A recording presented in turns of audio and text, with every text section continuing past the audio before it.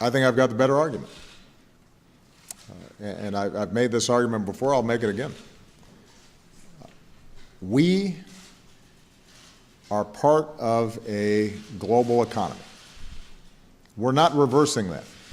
It can't be reversed because it is driven by technology and it is driven by travel and cargo containers and the fact that the demand for products inside of our country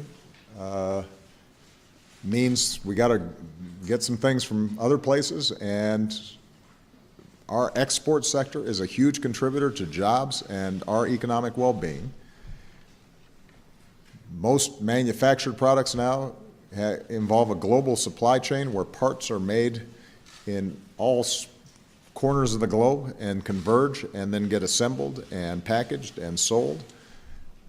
And so the notion that we're going to pull that up root and branch is unrealistic. Point number one. Point number two, it is absolutely true. The evidence shows that some past trade deals have not delivered on all the benefits that were promised and had very localized costs. There are communities that were hurt because plants moved out. People lost jobs. Jobs were created because of those trade deals, but jobs were also lost. And people who experienced those losses, those communities, didn't get as much help as they needed to. And what is also true is, as a consequence of globalization and automation, what you've seen is labor, workers, losing leverage, and capital being mobile, being able to locate around the world. That has all contributed to growing inequality, both here in the United States, but in many advanced economies. So there's a real problem, but the answer is not cutting off globalization. The answer is, how do we make sure that globalization, technology, automation, those things work for us, not against us? And TPP is designed to do precisely that. Number one, it knocks out 18,000 tariffs that other countries place on American products and goods. Our economy currently has fewer tariffs, is more open than many of our trading partners. So if everybody agrees that we're going to have lower tariffs, that's good for American businesses and American workers, and we should want that. We should pursue it. Number two, the complaint about previous trade deals was that labor agreements and environmental agreements sounded good, but they weren't enforceable the same way you could complain about tariffs and actually get action to ensure that tariffs were not enforced.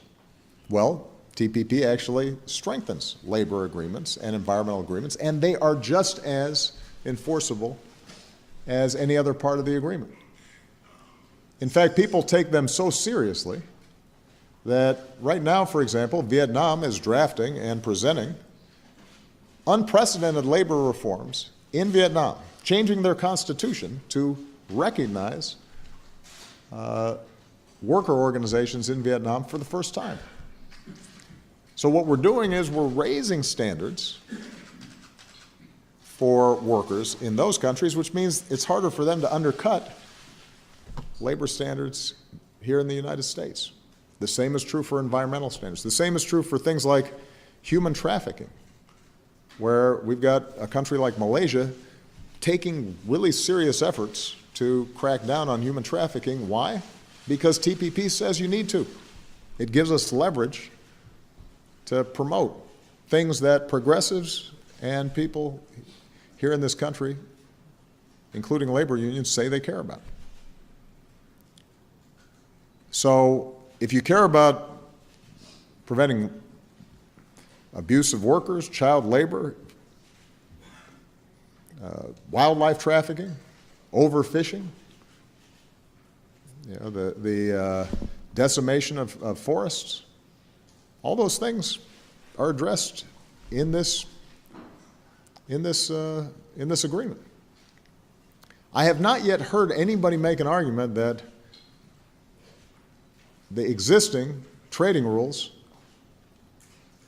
are better for issues like labor rights and environmental rights than they would be if we got TPP passed. And so I'm going to continue to make this case. And I've got some very close friends, people I admire a lot, but who I just disagree with them. And that's okay. I respect the arguments that they're making. They're coming from a sincere concern about the position of workers and wages in this country. But I think I've got the better argument, and I've got the evidence to support it. And hopefully after the election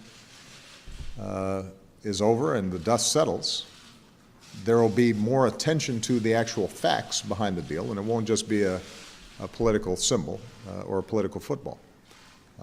And I will actually sit down with people on both sides, on the right and on the left.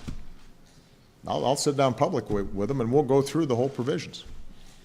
I would enjoy that, because there's a lot of misinformation. I'm really confident I can make the case this is good for American workers and the American people.